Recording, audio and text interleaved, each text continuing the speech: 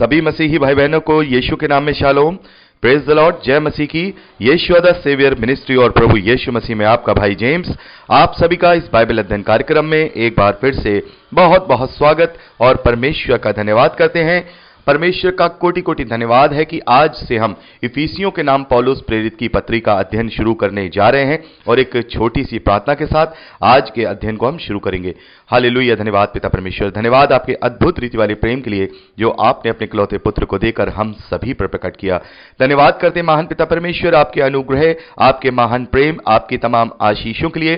धन्यवाद करते पिता परमेश्वर इस बाइबल स्टडी प्रोग्राम के लिए जिससे हम आत्मिक रूप से आशीषित हो रहे हैं और आपके वचनों में बढ़ रहे हैं। होने दीजिए महान पिता परमेश्वर, जब आज हम इफिसियों की पत्री का अध्ययन शुरू करने जा रहे हैं तो पवित्र आत्मा हमारी अगुवाई करे, सहायता करे, मदद करे। वो सभी सत्य के वचन जो आपने हमें सिखाए हैं हम सत्य रीति से सीखकर अपने जीवन में लागू करने पाए और आपके ग्रहण योग्य बनने पाए। पिता परमेश्वर सारी व्यवस्थाओं को, रिकॉर्डिंग किए जाने को, सुनने को, सुनाए जाने को, हर एक बात को पिता हम आपके जोरावर हाथों में सौंपते हैं। आप हमारी मदद कीजिए, आप हमारी अगुवाई कीजिए। सारा आदर देते हैं, सारी महिमा देते हैं और इस प्रार्थना विनती निवेदन को यीशु के सामर्थी नाम में मांगते हैं, आमीन।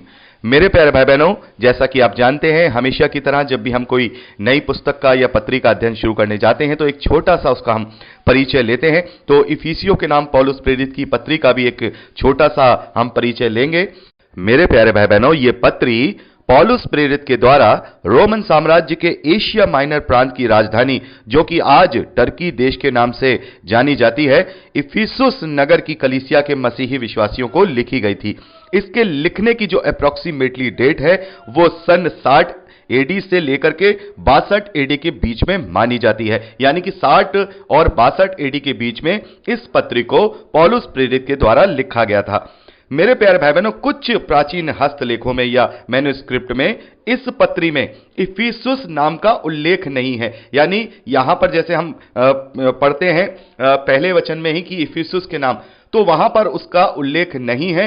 इस कारण से कुछ स्कॉलर्स का यह मानना है कि यह पत्री एशिया माइनर की, जो एशिया माइनर है, जो टर्की का एरिया है जिसे हम मैप में देख सकते हैं, उसमें बहुत सारी कलीसियाएं हैं। जैसे कुरंत की कलीसिया भी है, इफिसुस की कलीसिया भी है, गलातियों की कलीसिया भी है। तो उन सभी कलीसियाओं के लिए इसको लिखा गया था कि ये वहां पर इनका प्रचार हो, इन्हें वहां पर पढ़ा जाए।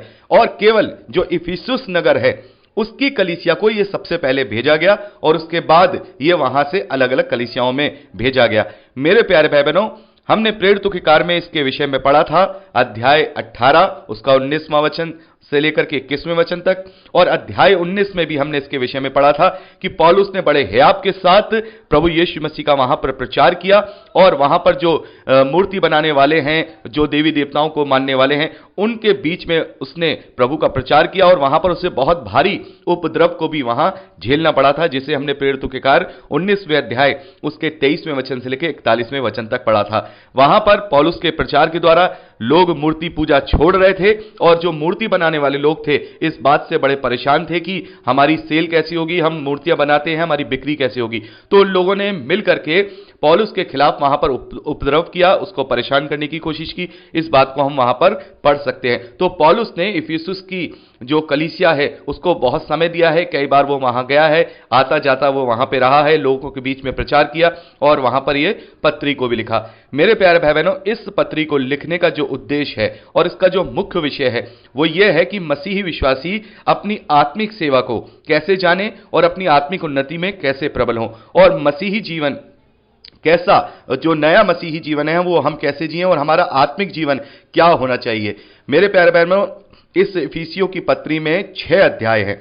इसके पहले 3 अध्याय हमें शिक्षा देते हैं कि मसीह में आत्मिक आशीषें क्या हैं और हम उन्हें कैसे प्राप्त करें, और परमेश्वर की योजना जो जगत के जो उत्पत्ति से भी पहली है, जो मसीही विश्वासियों के लिए परमेश्वर ने रखी है उन्हें चुने जाने के विषय में, इस बात को वहां पर हम पढ़ते हैं। और जो मसीही विश्वासी हैं वो सब प्रभु यीशु मसीह में एक हैं। और अंतिम 3 अध्यायों में हम प्रभु यीशु मसीह की देह और उसके अंगों के विषय में और उसकी एकता के विषय में पढ़ते हैं और प्रभु यीशु मसीह में हमारा नया जीवन क्या है, प्रभु यीशु मसीह में हम सांसारिक जीवन को कैसे अपना जिएं, और जो आत्मिक युद्ध है, जो मसीही विश्वासियों का जो आत्मिक युद्ध है, पौलुस ने यहां पर बताया कि हमारा जो युद्ध है वो दुनिया से नहीं बल्कि शैतान की आत्मिक सेनाओं से है। वो आत्मिक युद्ध को जीतने के लिए हमें कुछ आत्मिक हथियार वहां बताए गए हैं। तो इन सभी बातों को यहां हम इफिसियों की पत्री में पढ़ते हैं और इफिसियों की पत्री को पढ़ के हम अपने आत्मिक जीवन को उन्नत कर सकते हैं, परमेश्वर के ग्रहण योग्य बना सकते हैं और हमारी आत्मिक सेवा,